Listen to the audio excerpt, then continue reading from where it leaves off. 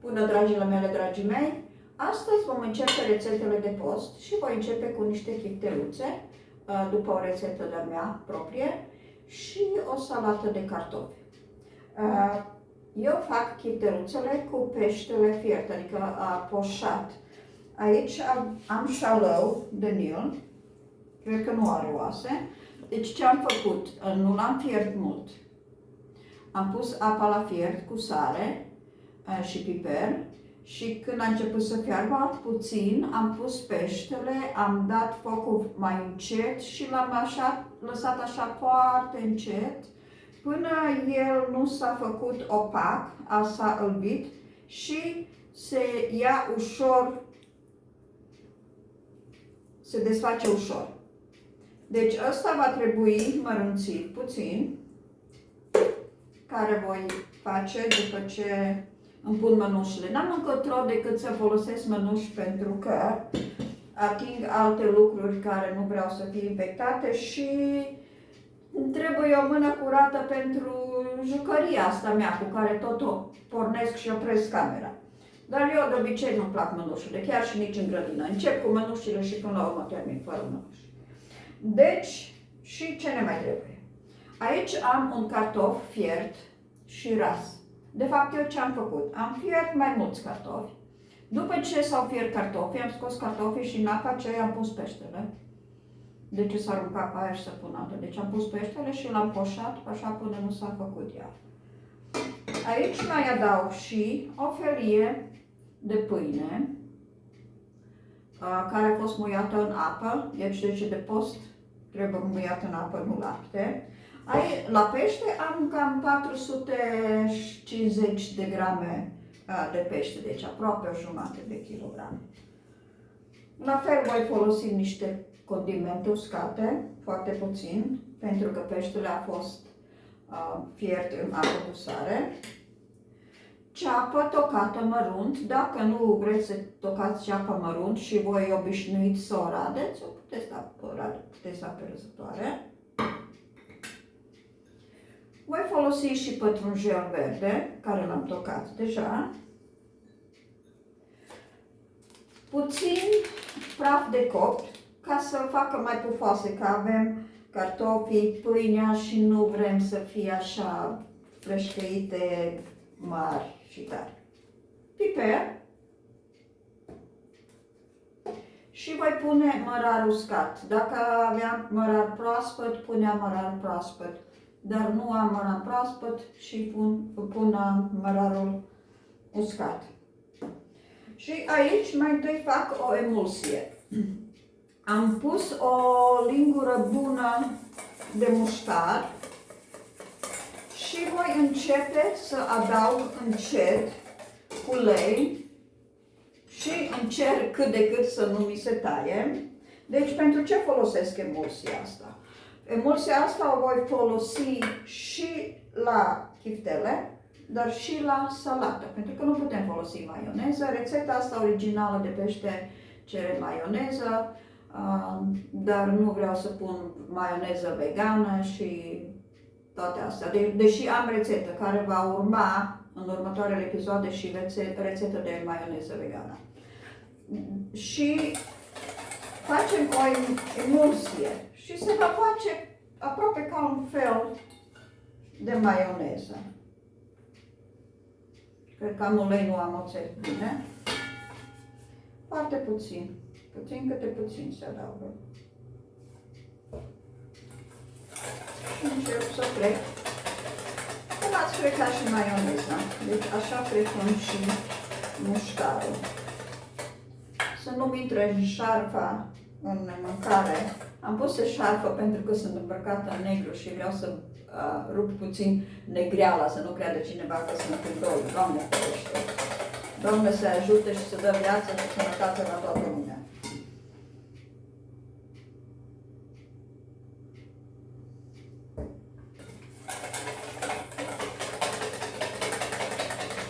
Deci, continuăm.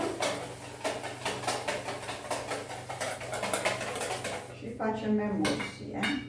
Acum, ca să nu vă pierd timpul, Eu voi amesteca în continuare, voi face emulsia și voi reveni. Și acum jucăria mea. Nu merge, nu știu de ce, nu coapă. Deci am revenit. Nu am pus prea mult ulei, mi-e frică să nu se taie, dar nu știu dacă vedeți că s-a emulsificat muștarul. Nu e ca și cum ar fi ieșit din borcan. Acum o lăsăm la parte.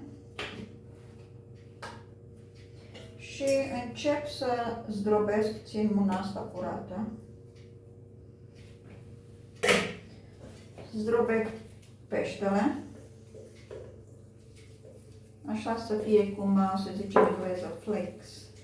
Nu trebuie să fie nici prea mărunt. Totuși să aibă ceva consistență, să se simtă puțin și peștele. Eu fac doar cantitate mică pentru mine și pentru soțul. Puteți face mai mult. Încercați mai întâi cu cantitate mică, dacă nu vă place, nu vreți să strigați prea mult material. Iar dacă vă place rețeta, puteți face mai multe și se pot pune la congelator. Țin foarte bine în congelator și doar încălzite în cuptor. În cuptor, nu în cuptorul de microunde.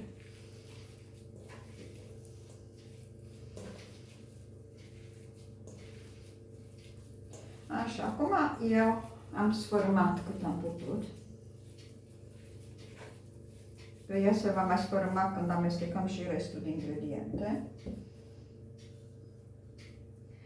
Voi adăuga cartoful.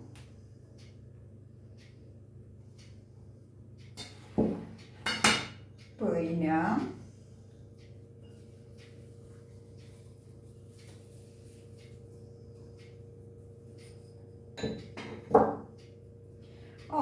Am uitat. Și usturoi. Aici am 3 căței mai mici așa de usturoi. Nu pun prea mult. Usturoiul ăsta pe care l-am e atât de iute și atât de puternic.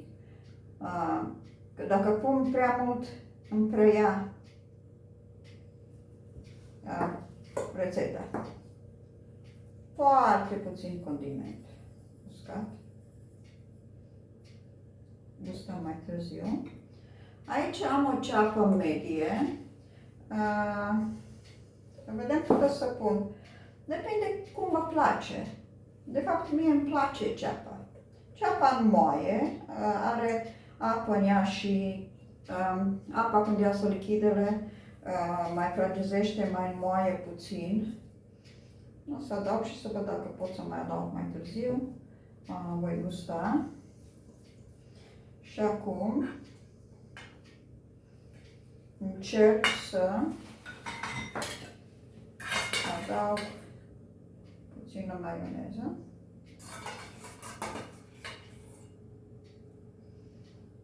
Eu aici, când am pus la frecat maioneza, am pus o lingură așa bună cu vârf de maioneză. Acum mai punem niște pătrunjel.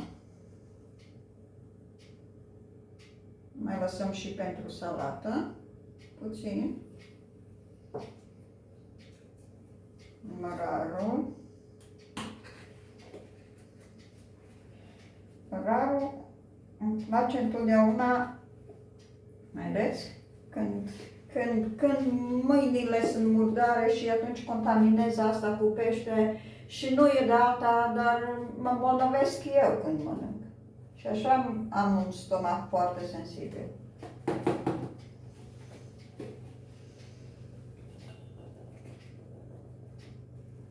Și acum mie îmi place așa să-l frec puțin între mâini, că atunci iasă toate uleiurile și aromele.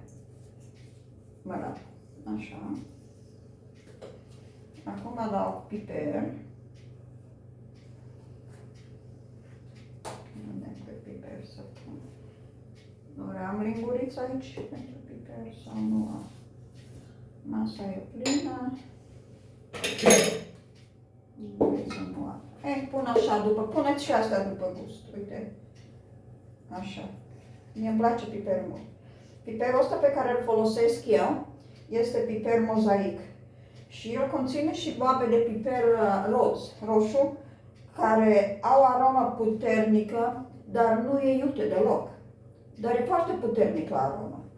Mie îmi place foarte mult să folosesc și mai ales când fac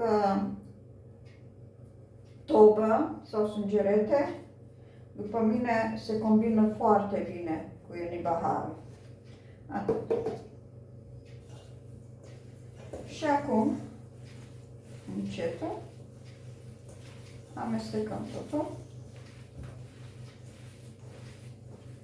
Cartoful sperăm că va lega puțin peștele. Deci va fi o compoziție care va fi foarte delicată și așa mai greu de lucrat cu ea.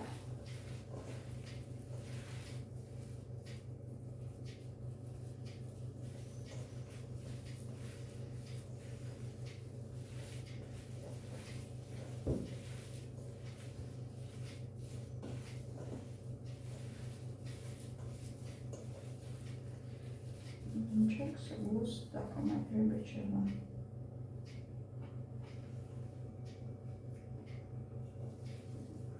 Am cam piperat-o, că n-am văzut piperul din cauza. Mai pun puțin condiment. Și am uitat praful de copt.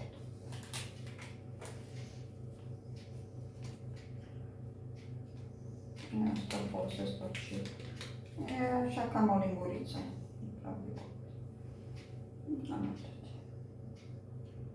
Acum mergem cu lingurițe, cu gramaje. Bunicile noastre au gătit așa după ochi.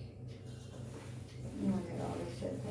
Ceea ce nu-mi place cel mai mult când fac rețete, cum trebuie să dau gramajul exact și instrucțiunile. Pentru că eu toate le pun așa, după simț, după gust.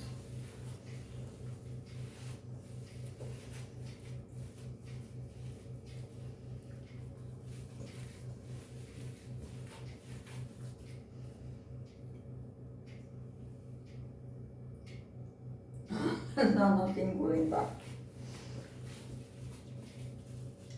O să mai pun puțin mustare mosie.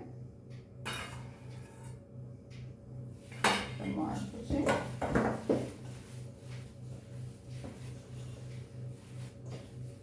Ceapă, usturoi are suficient. Piper are suficient, e foarte aromată, dar nu e iute. Mai pun și puțin condiment. Întotdeauna punem încetul când punem sarea și astea, pentru că e ușor de adăugat. E mai greu de luat. Și, deci, astea sunt chifteluțele. Vreau să pun astea la o parte și să încep să le formez. O să vedem ce-mi trebuie, ce nu trebuie. Ceapa asta nu mai trebuie. Astea nu mai trebuie. Cartofii vom trebui. Maioneza și ea va trebui mai târziu. Deci, acum voi aduce ceva farfurii platou pe ce să punem chiftelele.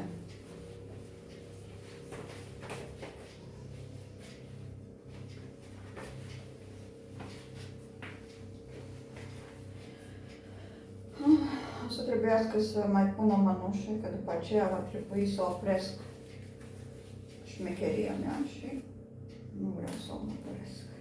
Deci așa. Cum face mărime, eu știu, mai mici, mai mari. O să facem așa, ca o minge puțin mai mare de minge de golf. Se pare că s-au legat destul de bine.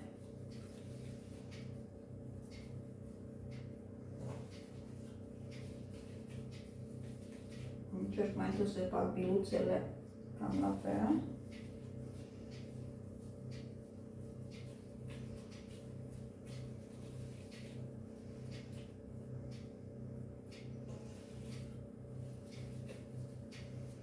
Așa, deci cam aveți idee. Acum, după ce le-am format așa,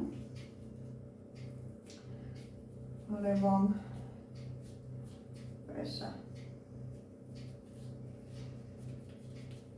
Facem câteva.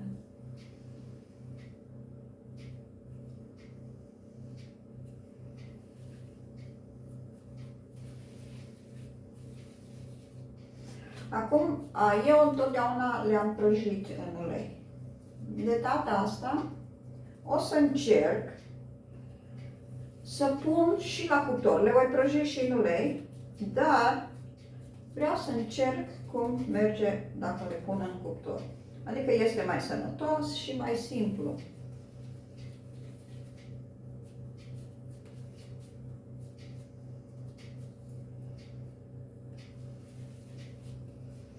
Una, 2, 3, 4, 5.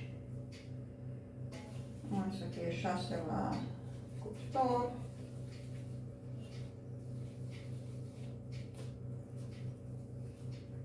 Așa.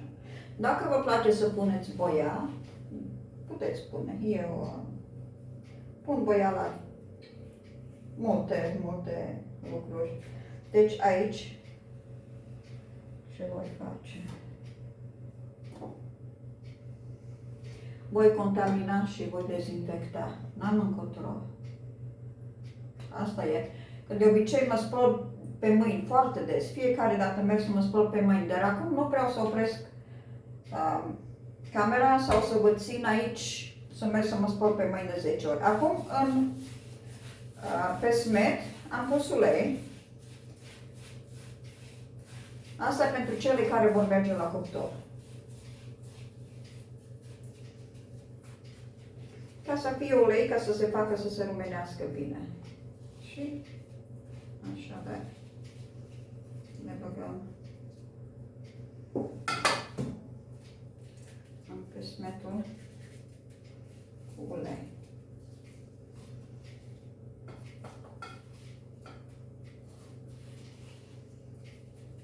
Merge cu unt, dar asta e rețetă de post și o facem cu ulei.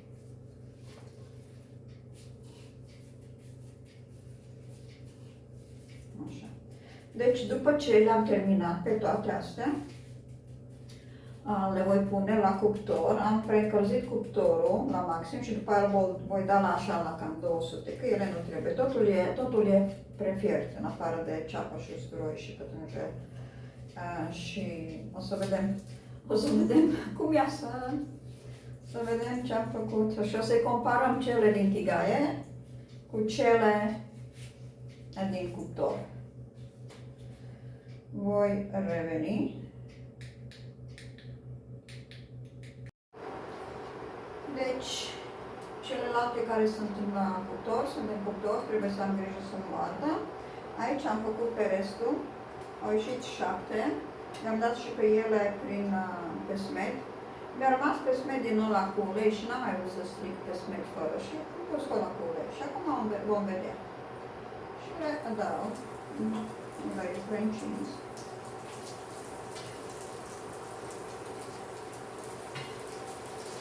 Deci acolo am 6, aici am 7. 13.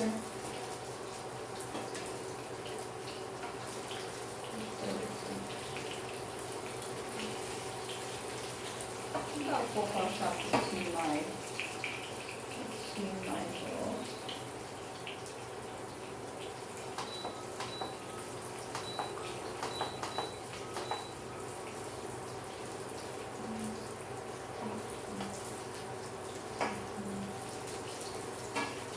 Cuptorul ăsta face gălăgie mare, da. Așa, a făcut mai încet. Acum începem să facem salata, până se fac astea.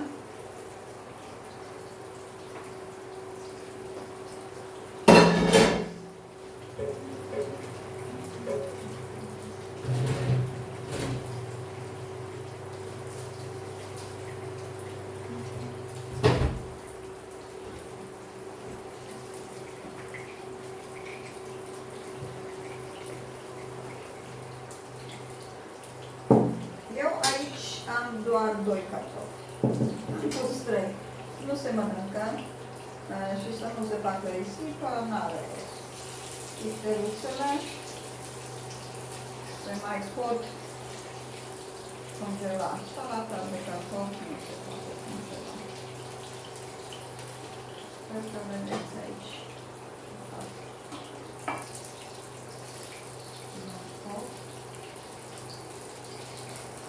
Nu este centrat bine de aia.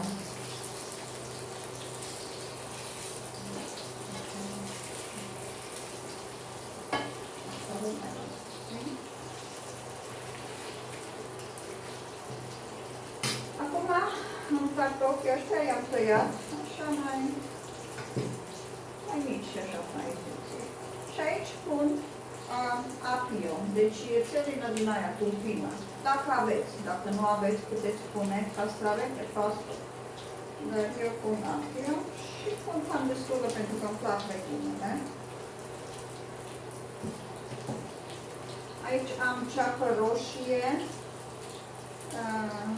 tocată, pun și roșie, nu pun toată, deocamdată ca să văd cum mă merge.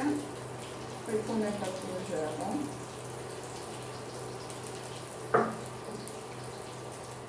Vom vedea ce fac istorele. Oh, bine, arată bine, arată bine.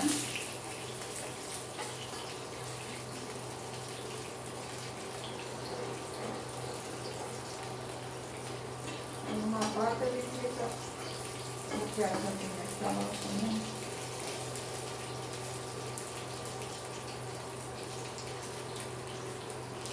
Pun și puțin mărar. Era bine dacă aveam mărar proaspăt.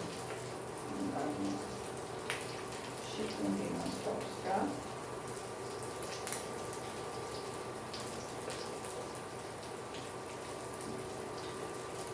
Adaug puțină sare.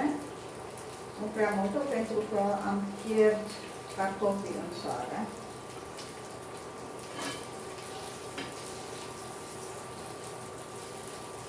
Am grijă aici la chifteluță rămână. Cartofii pentru salată, dacă am cei din grădină, îi spăl bine și îi terp cu coajă, cu toate că nu sunt sigură cât de sănătoasă este coaja de cartofi. Iar dacă sunt cumpărați, îi curăț și spăl. Ăștia sunt cumpărați. Anul ăsta în grădină n-am avut prea mulți cartofi și mi-a rămas ceva puțin de sămânță. Și atât.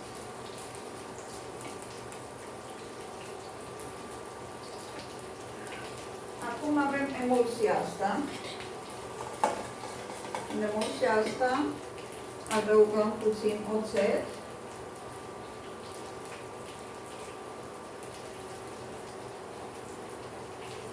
Nu mult, ca să vedem câte măsuri. Întotdeauna se poate adăuga, nu se poate lua. Și puțin piper.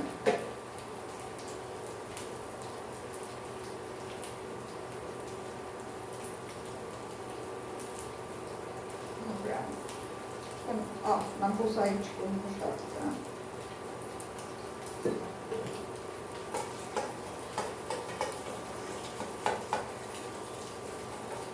Și mai adaug puțin ulei pentru salată.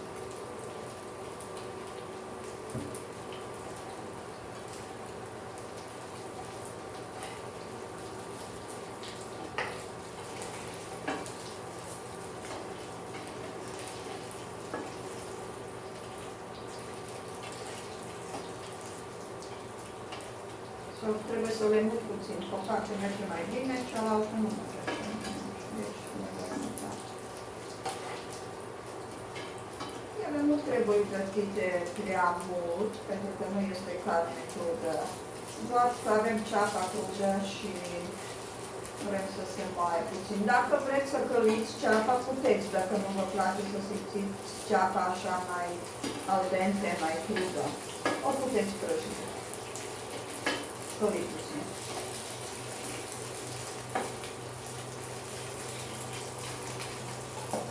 Așa, și mai pun puțin ulei.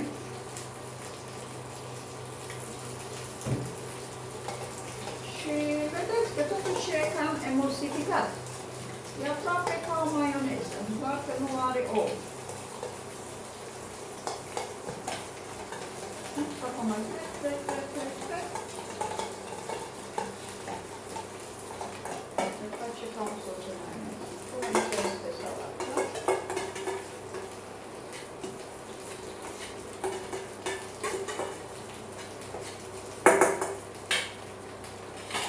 Amestecăm.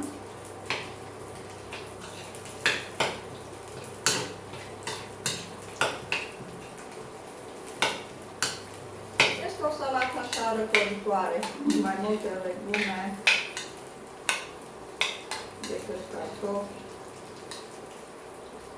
Dacă vă place mai uleios, puteți adăuga mai mult ulei. Eu vreau să gust cu cartofi. Foarte bună. Foarte bună și răcoritoare. Foarte bună.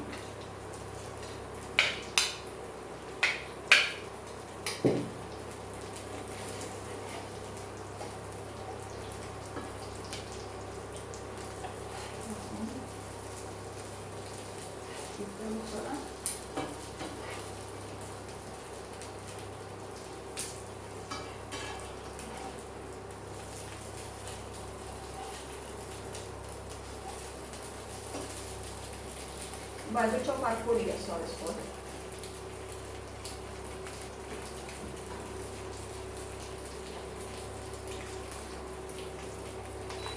Și voi opri minunea asta de tot care face mult zgomot.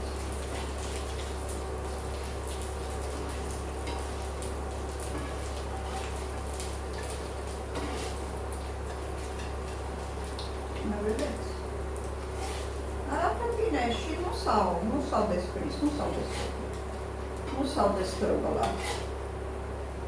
Au rămas destul de, în afară de asta care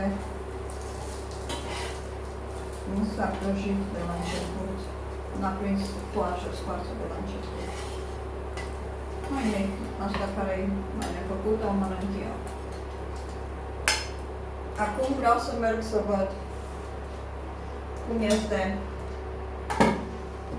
cum se cere din cuptor.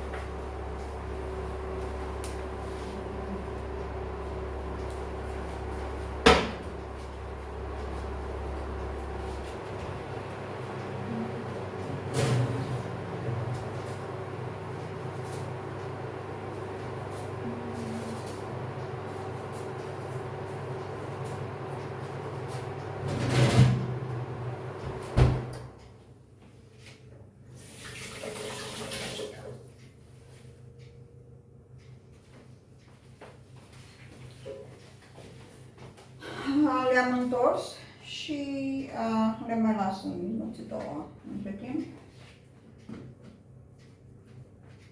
Să pun asta la o parte ca să vedem când punem totul în farfurie. Îmi pot da mânușa jos.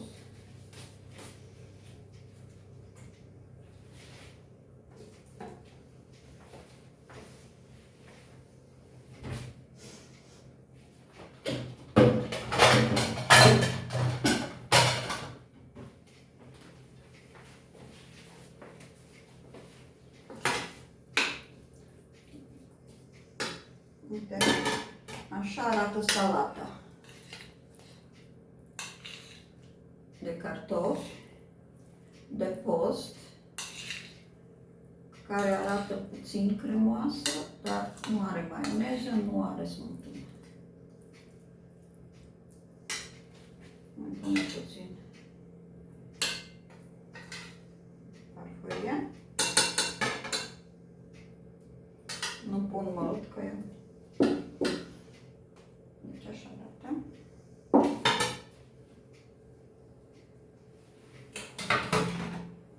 Voi pune o chifteluță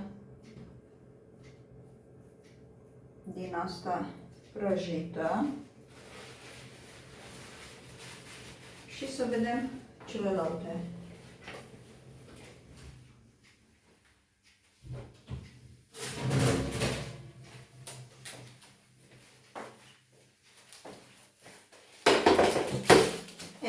astea sunt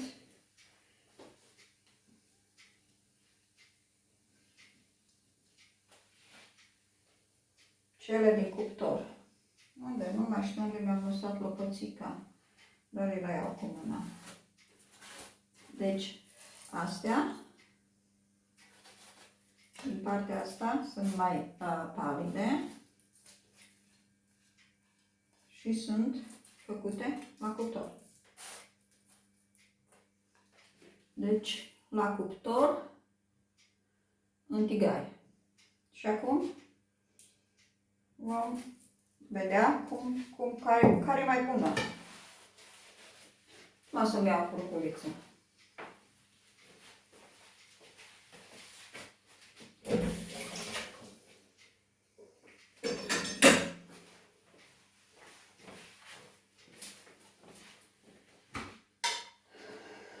Mai întâi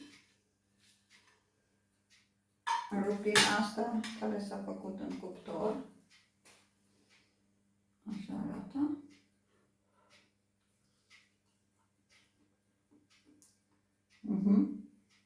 E bună la gust, foarte bună.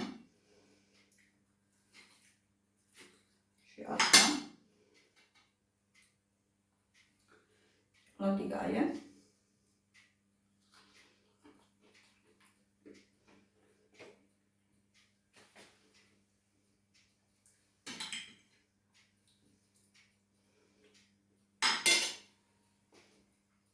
Deci, am făcut experiment. Cea la tigaie e mai bună. Și înăuntru e mai bună, mai moale, mai zemoasă, mai suculentă. Și deasupra e puțin așa mai croncat, dar nu e nici asta rea. Să vă spun că nu e rea, e bună și asta. Puțin și crocantă. Dar eu prefer cele în tigaie.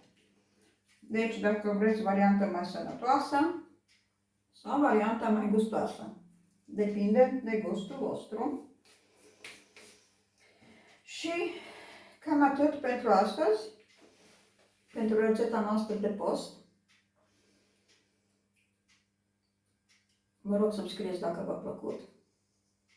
Poate nu v-a plăcut, poate o să ziceți ce fel de chiptele sunt astea cu carnea, cu peștele făcut fiert.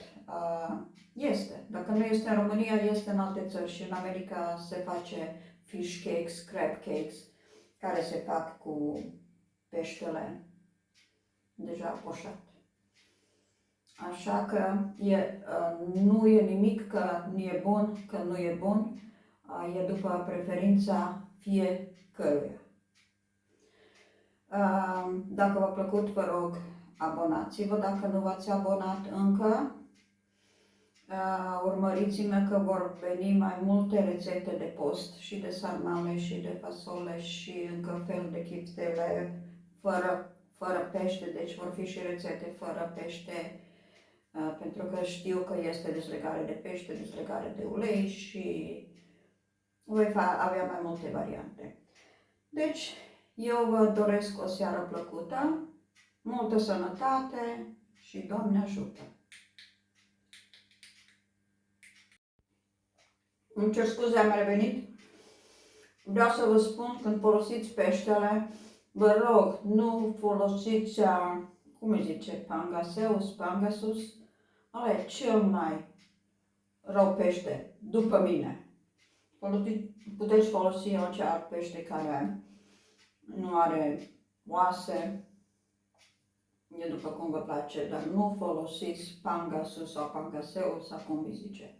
Odată eu am încercat să fac chifteluțe cu el și când le-am prăjit, înăuntru a rămas gol și parcă peștele a dispărut și a rămas doar așa ceva slimy, mucos. Deci evitați peștele la cât puteți. Din nou, o seară plăcută, sănătate și ne vedem!